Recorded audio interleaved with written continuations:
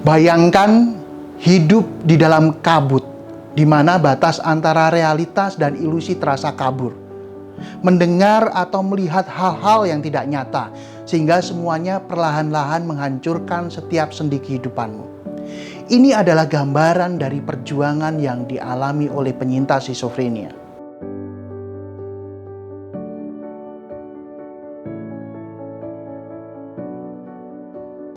Mengapa gangguan skizofrenia ini penting untuk dibahas? Seringkali perhatian kita terfokus pada penanganan penyakit-penyakit yang kronis dan mematikan saja, seperti penyakit jantung maupun diabetes.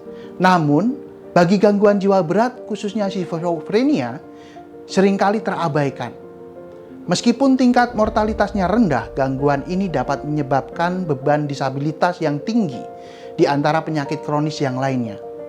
Hal ini berarti penyintas skizofrenia akan menghabiskan waktu bertahun-tahun pasca mengalami gangguan dalam keterbatasan berbagai fungsi, mempengaruhi produktivitasnya, interaksi sosial, dan juga kualitas hidupnya secara keseluruhan.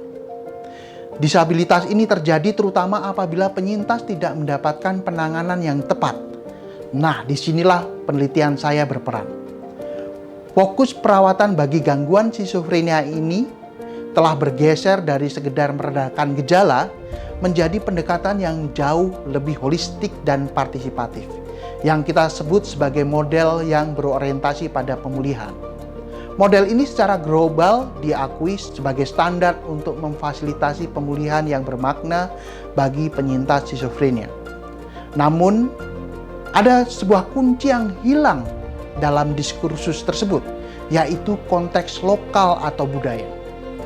Model perawatan yang universal ini tidak akan pernah optimal jika tidak disesuaikan dengan nilai-nilai dan kearifan lokal di mana penyintas itu hidup. Bagi masyarakat Jawa di daerah istimewa Yogyakarta, nilai-nilai budaya dapat menjadi penentu keberhasilan dalam pemulihan. Inilah pertanyaan besar dalam penelitian saya, yaitu model perawat asuhan seperti apa yang dapat membantu pemulihan bagi penyintas skizofrenia pada konteks budaya Jawa. Untuk menjawab pertanyaan tersebut, saya menggunakan metode kualitatif etnografi, yaitu sebuah pendekatan yang memungkinkan saya untuk hidup, mengamati, mendengar secara mendalam, serta melebur di dalam realitas kehidupan sehari-hari penyintas skizofrenia. Saya menghabiskan cukup banyak waktu yang intensif bersama 5 keluarga Jawa yang melakukan perawat asuhan terhadap penyintas skizofrenia. Saya juga berinteraksi dengan kurang lebih 20 profesional kesehatan jiwa dan rehabilitasi sosial di DIY. Hasil dari penelitian ini adalah saya menemukan 2 pilar budaya dalam perawat asuhan yang menjadi kunci pemulihan, yaitu pilar yang pertama adalah ngemong atau perawat asuhan ideal yang dilakukan oleh perawat asuh informal atau keluarga terhadap penyintas skizofrenia. Ngemong bukan sekedar merawat, tetapi tentang pola hubungan yang penuh kasih sayang, mengayomi, membimbing dengan tulus guna membantu pemulihan. Sedangkan pilar yang kedua adalah nguwongke, yaitu konsep perawat asuhan ideal yang dilakukan oleh profesional kesehatan jiwa.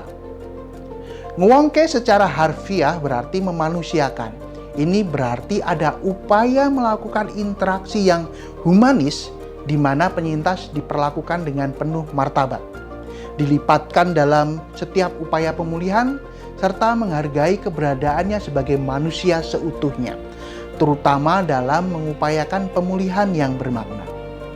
Nah, kedua pola hubungan ini yaitu ngemong dan yang memunculkan saat melakukan perawat asuhan keluarga dan nguwongke yang muncul dalam pola relasi profesional kesehatan jiwa dengan penyintas memiliki satu tujuan, yaitu menumbuhkan harapan pemulihan di antara semua pihak yang terlibat dalam pemulihan.